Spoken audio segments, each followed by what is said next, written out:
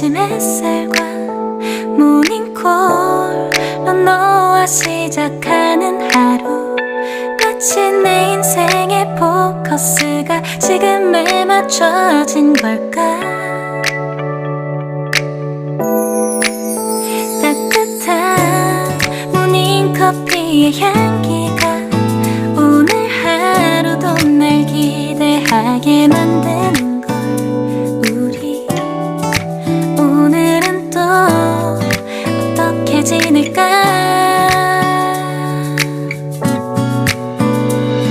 너를 별만 보고 있어도 좋아 아무 말도 하지 않아도 난 좋아 너의 눈만 바라봐도 내 모든 걸 다 알 것 같아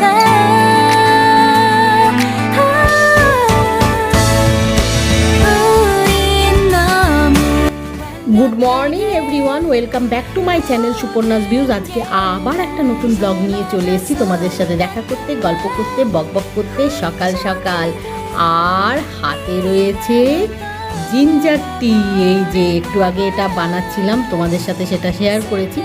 এখন খুব গরম, তাই একটু একটু করে আস্তে আস্তে খাচ্ছি। মানে সকালবেলার যে ব্যস্ততাটা, তার মাঝে একটু ব্রেক নিয়ে নিচ্ছি। খেতে দারুণ হয়েছে, তো সেই ব্রেকের মধ্যেই তোমাদের সাথে একটু কথা বলে নিচ্ছি।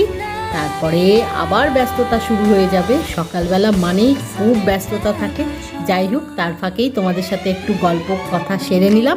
এখন এটা কমপ্লিট করি খাওয়া। জিঞ্জার টি খেয়েই ব্রেকফাস্ট বানিয়ে ফেলেছি। ব্রেকফাস্টে আজকে মেনুতে কি রয়েছে সেটা তো তোমরা দেখে বুঝেই ফেলেছো। লুচি আর আলুর দম প্লেটে সার্ভ করে দিয়েছি, জাস্ট খাওয়ার অপেক্ষা। তার আগে তোমাদের ব্যাক ক্যামেরা করে একটু দেখিয়ে নিলাম। আর এখন গল্প করছি না, আগে ব্রেকফাস্ট করে নিই, তারপরে আবার কথা। এখন একটু আয়রন করছি। অনেকগুলো ছিল, জানো তো, এত ছিল। তো বেশ কয়েকটা আয়রন করা হয়ে গেছে। এখন একটু রেস্ট নিচ্ছি, নিয়ে আবার বাকিগুলো করবো। তারই ফাঁকে তোমাদের সাথে একটু কথাও বলে নিলাম। এখন একটু ব্ল্যাক গ্রেপসের জুস বানাবো। আর জুস তো এমনি মাঝে মধ্যে বানাই, ফ্রুট জুস। আজকে বানাবো, তার কারণ হলো ব্ল্যাক গ্রেপসগুলো একটু টক ভাব হয়। টক ভাব বলে কেউ খাচ্ছে না, বুঝতে পেরেছো? তাই একটু জুস বানিয়ে দেবো। জুসটা বানালে খেয়ে নেবে। তো সেটারই এখন প্রিপারেশান নিচ্ছি। প্রিপারেশান মানে এই যে গ্রেপসগুলো একটা একটা করে ছাড়াচ্ছি। এগুলো ছাড়ানো হয়ে গেছে। এটা একটা থোকা, অনেকগুলো রয়েছিল, সেগুলো ছাড়িয়ে ফেলেছি। এই দেখো আরও অনেকগুলো রয়েছে, জানো, সেগুলো ছাড়াতে হবে। ছাড়িয়ে ভালো করে ক্লিন করে তারপরে জুসটা বানাবো। আর দেখতে দেখো ভালো, বেশ সুন্দর, বড় বড়, দেখতে বেশ ভালো। কিন্তু একটু টক ভাব বলেই কেউ খাচ্ছে না। তাই আজকে ভাবছি এই গ্রেপসগুলো জুস বানিয়ে দিই, নাহলে কীরকম হয়ে যাবে। দুদিন আগে আনা, তো তাই আজকে জুসটা বানাবো। এখন ব্ল্যাক গ্রেপসের জুস বানিয়ে ফুল এনার্জি নিয়ে জুসটা বানিয়ে জুস বানিয়ে ফুল এনার্জি নিয়ে না, জুস বানিয়ে জুস খেয়ে ফুল এনার্জি নিয়ে লাঞ্চের প্রিপারেশান নিতে হবে। অনেকটা বেলা হয়ে গেছে, লাঞ্চ বানাতে হবে। লাঞ্চে আজকে অনেক কিছু বানাতে হবে, কারণ আজকে সেরকম কিছু বানানো নেই ফ্রিজে। অনেক সময় হয় না যে একটু ডাল তরকারি বেঁচে গেছে মানে একটু বেশি করে করেছি, সেটা ফ্রিজে রয়েছে, বার করে একটু গরম করে নিলেই হবে। আর একটু কিছু বানিয়ে নিলাম, কিন্তু আজকে সেই সুযোগটা নেই। আজকে সব বানাতে হবে, জানো তো। তাই আর গল্প করছি না, এখন এই ব্ল্যাক গ্রেপসগুলো ভালো করে ক্লিন করতে হবে। এগুলো না, আরও কতগুলো আছে, ওগুলোও ছাড়াতে হবে, ওর সাথে মেশাতে হবে। তারপরে এগুলো ভালো করে ক্লিন করে জুস বানিয়ে জুস খেয়ে ফুল এনার্জি নিয়ে লাঞ্চের প্রিপারেশান নিয়ে লাঞ্চ বানাতে হবে। এখন আর কথা নয়, এখন আগে এই কাজটা করে নিই, বুঝলে। অনেকক্ষণ তোমাদের সাথে কথা বলিনি বলে একটু কথা বলে নিই। এটা আমি করি সবসময়, কাজের ফাঁকে ফাঁকে তোমাদের সাথে কথা বলি, তাই করে নিলাম একটু। এখন জুস বানিয়ে জুস খেয়ে, যেটা বললাম, ফুল এনার্জি নিয়ে লাঞ্চ বানানো শুরু করব। লাঞ্চের প্রিপারেশান নেওয়া শুরু করে দিয়েছি। স্টিম রাইস হয়ে গেছে, প্লেন ডাল করেছি, সেটাও হয়ে গেছে। মুচমুচে আলু ভাজা করেছি, সেটা হয়ে গেছে। একটু পালং শাক করেছি, সেটাও হয়ে গেছে। এখন শুধু ফিশ না চিকেন কি করব সেটাই ভাবছি। এটা হচ্ছে পাবদা মাছ, এটা চিংড়ি মাছ, আর রয়েছে চিকেন। তো ভাবছি আজকে চিকেনটা করব, মাছটা এখন করব না। লাঞ্চে ভাবছি চিকেন করব। দেখি কি করি, বুঝতে পারছি না, জানো তো, ঠিক ডিসিশনটা নিতে পারছি না। দেখি আগে এগুলো ভালো করে ক্লিন করি, ক্লিন করে তারপরে ডিসিশান নেব যে আজকে এখন লাঞ্চে ফিশ না চিকেন কি বানাবো। যাই হোক, তোমাদেরকে একটু ব্যাক ক্যামেরা করে দেখিয়ে দিলাম, চিকেনটাও দেখাচ্ছি, দাঁড়াও। এই দেখো, এই যে চিকেন।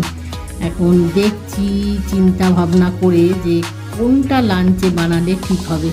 এখন ভাবছি যে যে কোনো একটা ফিশ আর চিকেন দুটো রকম করি, সবগুলো করব না, মানে পাবদা মাছ বা চিকেন বা চিংড়ি মাছ বা চিকেন এইরকম একটা ভাবছি, বা শুধুই চিকেন করবো কিনা।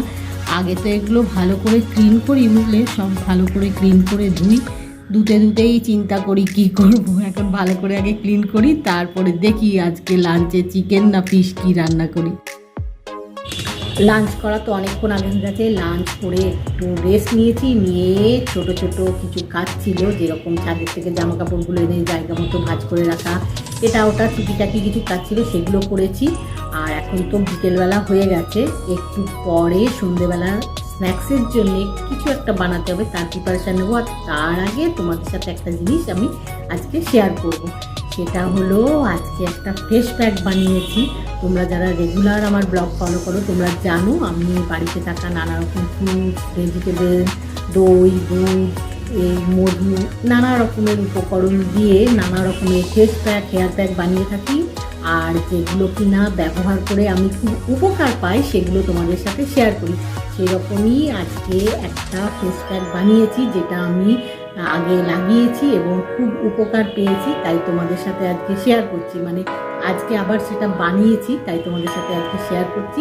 আজকে কিসের ফেস প্যাক বানিয়েছি সেটা তোমাদের আগে দেখাই, বলি। আজকে গাজরের বা ক্যারট যাই বলো তার ফেস প্যাক বানিয়েছি। এই যে এরকম একটা গাজর নিয়েছিলাম, আর ফেস প্যাকটা বানানো হয়ে গেছে, সেটা আগে একটু দেখিয়ে নিই। এই দেখো, এই গাজর দিয়ে এরকম ফেস প্যাক, বেশি কাট করছি না, পড়ে যাবে।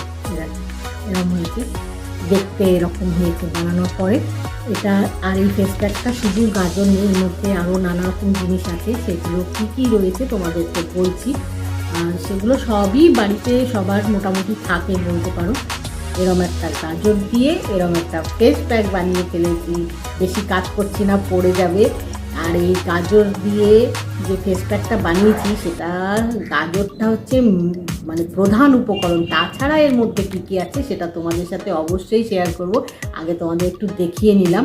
আর এই মিশ্রণটা তৈরি করে নিয়েছি কারণ আমি তোমাদের সাথে এটা শেয়ার করার পরেই ফেস ওয়াশ দিয়ে ফেসটা ভালো করে ক্লিন করব, করে এটা ফেসে লাগিয়ে হাফ অ্যান আওয়ার রেখে দেবো, তারপরে ক্লিন করে নেব।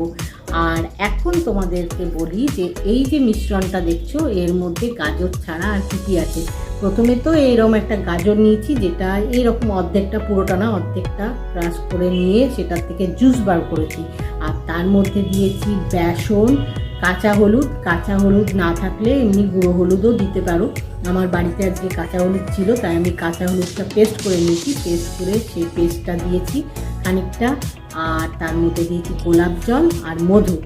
আরেকবার তোমাদের বলে দিই, গাজরের রস, তার মধ্যে বেসন, একটু কাঁচা হলুদের পেস্ট, একটু মধু, একটু গোলাপ জল, এই দিয়ে ভালো করে মিশ্রণটা তৈরি করেছি, যেটা কিনা দেখতে এই রকম হয়েছে।